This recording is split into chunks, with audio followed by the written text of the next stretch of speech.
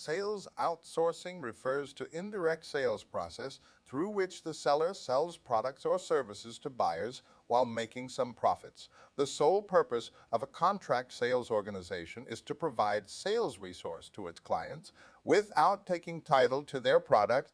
Sales outsourcing providers include manufacturers' representatives, contract sales organizations, sales agents, or outsourcing consultants.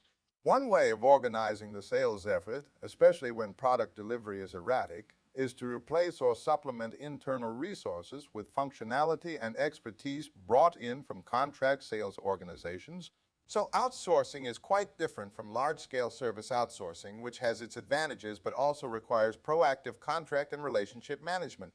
In addition to full sales outsourcing, many partial models are observed, particularly in large firms. So is expected to be cheaper than the fully loaded cost of employing salespeople, but calculating the cost comparison over time is far from straightforward.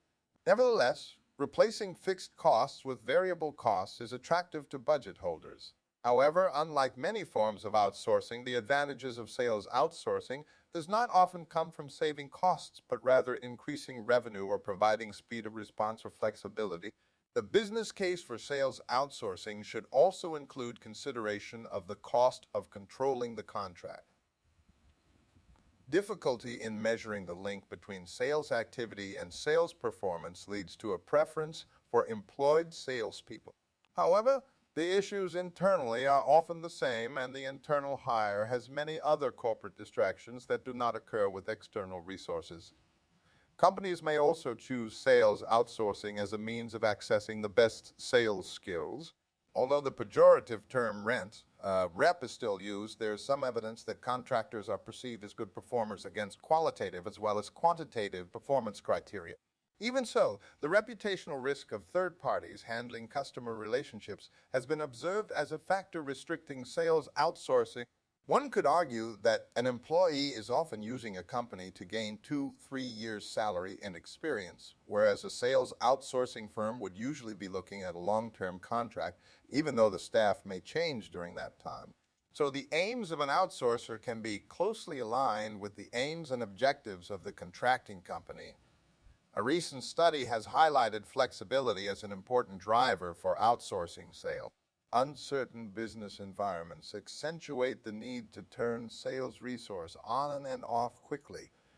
Industries and companies undergoing rapid change may need to avoid hiring and firing costs and risk.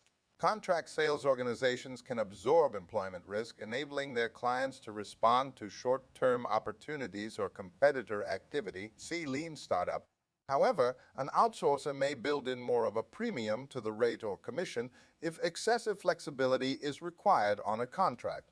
Contract sales organizations are growing in volume and influence, able to provide both tactical activity and long-term strategic support to their clients. Speed of response is seen as a key reason to use an outsourcer. If a company was looking to enter a market, it may take several months to recruit the local manager, which then takes several months to find an office and build a team. With an outsourcer, a full working team can oftentimes be operational within a matter of days or weeks. Sales outsourcing can also be used as a market entry strategy and avoids permanent establishment risk. The sales outsourcing is gaining popularity among the startups in venturing into a new market. The primary reason being the increasing number of technology-based startups around the globe where no physical product is involved. The startups working with limited resources can do a quick market validation by hiring temporary sales force in the targeted market. The experience of many organizations over the past several years demonstrates that indirect channels can be critical to expanding market coverage. This has been particularly true in the electronics, communications, and high-tech sectors. For example, the indirect channel now accounts for 66% of overall technology sales, up from 53% in 1997. The U.S. B2B technology market experienced 6% dollar growth in 2018.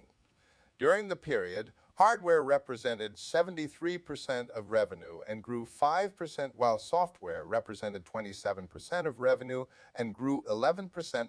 Some examples of communications companies who employ indirect sales forces to their internal sales efforts include Airspring, Comcast, Earthlink Business, Integra Telecom, Level 3 Communications, Time Warner Cable, Telepacific, 2 Telecom, Exo Communications, and Windstream.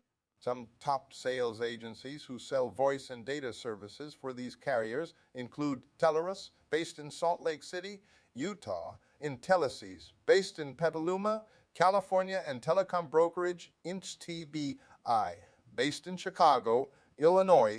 Thank you for watching. Don't forget to please like and subscribe. If you have a topic you would like to suggest, leave a comment.